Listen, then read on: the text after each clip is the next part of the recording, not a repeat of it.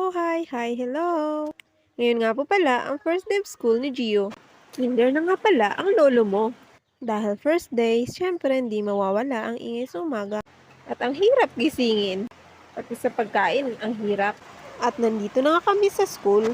Kaso, late na. Bakit malungkot ang lolo mo? Kasi, hindi na nakapila. Grabe, ganito pala yung feeling nang may pinapaaral ka ng estudyante. Uy, huwag kang feeling B. Hindi ko nga pala siya anak. Anak siya ng ate ko. Opo, pamangkin ko siya. At ako ang mabait at magandang titang ina niya. Hahaha, at napag-utusan lang akong bantayan siya sa school. Kasi naman, wala naman daw akong gawa. Kaya ayun, for the go.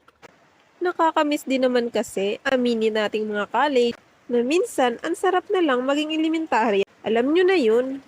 Pero dahil hindi naman talaga mangyayari yun, laban na lang. At ito na nga, uwian time na. Nagbi-video lang sana ako para ipasa sa mama niya. Kaso, feeling vlogger ang lola mo. Wow! Naglakad na nga lang kami pa uwi. Kasi naman, wala namang susundo.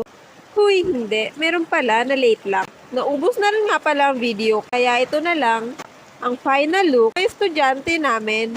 O, diba? First day of school eh. Yun lang. Thank you for watching. Bye-bye!